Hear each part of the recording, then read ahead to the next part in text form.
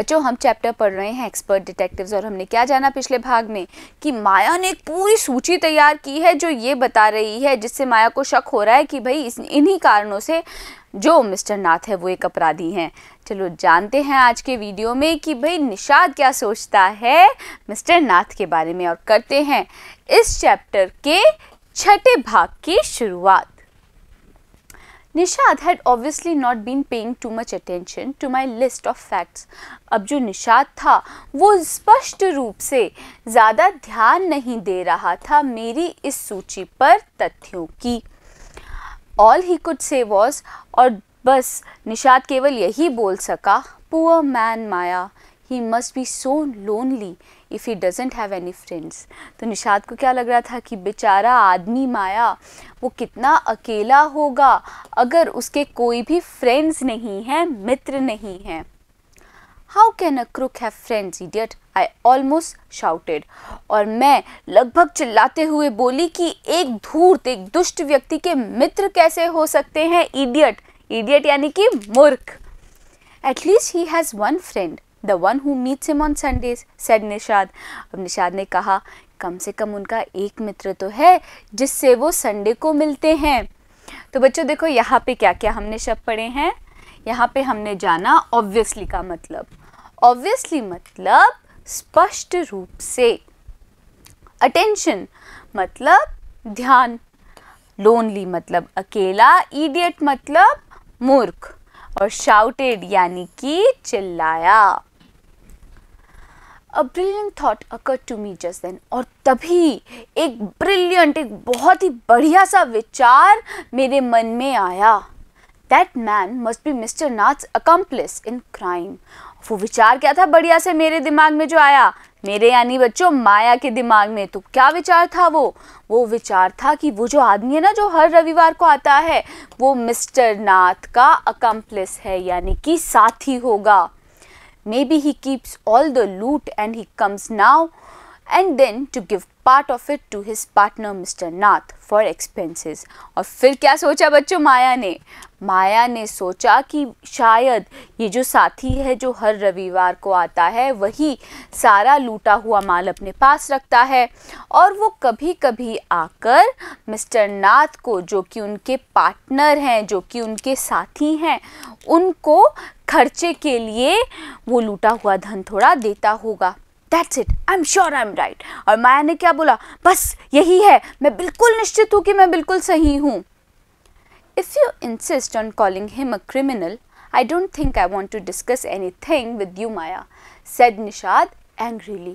तो बच्चों इस बात से अब निषाद को गुस्सा आया और निषाद ने गुस्से से कहा, है ना, क्या कहा कि अगर तुम जोर दे रही हो मिस्टर नाथ को बार बार अपराधी कहने में तो मुझे नहीं लगता कि मैं तुमसे इस बारे में और भी ज़्यादा कुछ डिस्कस कर सकता हूँ, चर्चा कर सकता हूँ।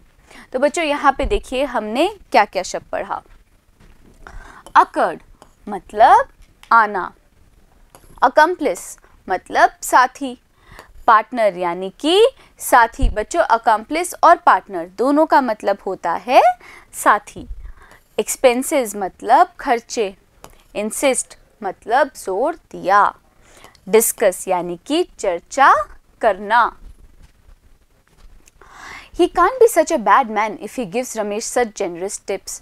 अब फिर निषाद ने भाई गुस्से में तो था ही वो, तो उसने गुस्से में कहा कि वो इतने बुरे आदमी नहीं हो सकते अगर वो रमेश को इतने जेनरस टिप्स देते हैं, इतने प्रचुर मात्रा में, इतनी उदार मात्रा में बख्शीश देते हैं।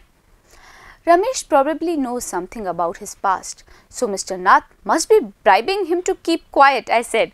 तो बच्चों अभी भी माया का शक दूर नहीं हुआ है। माया अब बोल रही है कि शायद, probably मतलब शायद, कि शायद रमेश कुछ जानता है मिस्टर नाथ के पास्ट के बारे में, मतलब मिस्टर नाथ क्या कार्य करते हैं उसके बारे में, और इसीलिए मिस्टर नाथ क्या कर रहे हैं, घूस दे रहे हैं रमेश को अच्छी बख्शीश देकर ताकि रमेश चुप रहे। Nishad glared at me with his arms tightly crossed across his chest. अब निषाद ने क्या किया बच्चों, निषाद गुस्से में घूरने लगा मुझे यानी कि माया को। और गुस्से में घूरते हुए कैसा लग रहा था भाई निषाद, कि उसने जो अपने हाथ थे वो कस के पकड़े हुए थे अपनी छाती पर। I was beginning to get fed up with him. और मैं यानी कि माया परेशान होने लग गई, फेडअप होने लग गई यानी कि परेशान होने लग गई निषाद की इस चीज़ से कि वो मानने को तैयार नहीं है कि मिस्टर नाथ एक अपराधी हैं। तो बच्चों देखो यहाँ पे हमने क्या क्या शब्द पढ़े हैं। एंग्रीली, एंग्रीली मतलब गुस्से से। जेनरस मतलब उदार या फिर प्रचुर। टिप्स मतलब बख्शीश देना। ब्राइबिंग यानी कि घूस देना। ग्लेयर्ड मतलब गुस्से में घूरना। चेस्ट यानी कि छाती। फेडअप मतलब परेशान। How can we make any progress with our investigations if you take that attitude 7? I asked. अब भाई मैं तो परेशान हो रही थी यानी माया परेशान हो रही थी 7 से। तो माया ने बोला कि हम किस प्रकार से प्रगति करेंगे हमारी इस जांच पड़ताल में, इस जांच में अगर तुम्हारा जो रवैया है, एटीट्यूड है, वो ऐसा रहा 7.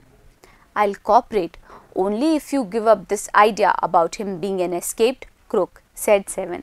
तो 7 ने बोला कि मैं क्या करूँगा, कॉपरेट करूँगा, मैं तुम्हें सहयोग दूंगा केवल तब अगर तुम गिव अप कर दो, तुम छोड़ दो ये विचार कि मिस्टर नाथ क्या है, एक एस्केप्ड क्रूक है। एस्केप्ड का मतलब क्या होता है बच्चों, भागा हुआ।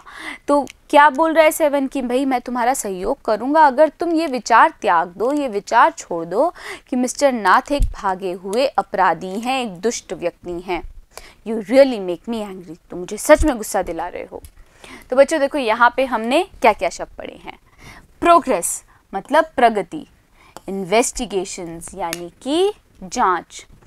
एटीट्यूड मतलब रवैया। कॉपरेट यानी कि सहयोग। आइडिया मतलब विचार। और एस्केप्ड मतलब भागा हुआ। तो बच्चों यहाँ तक तो हमने जाना कि भाई निषाद को क्या लग रहा है कि मिस्टर नाथ एक अच्छे व्यक्ति हैं, एक भले व्यक्ति हैं, और उसको क्या लग रहा है, बुरा भी लग रहा है ना कि उनके कोई मित्र नहीं है। अगले वीडियो में जानेंगे कि माया के असली क्या विचार हैं मिस्टर नाथ के बारे में। बने रहिएगा मेरे साथ, मिलते हैं अगले वीडियो में।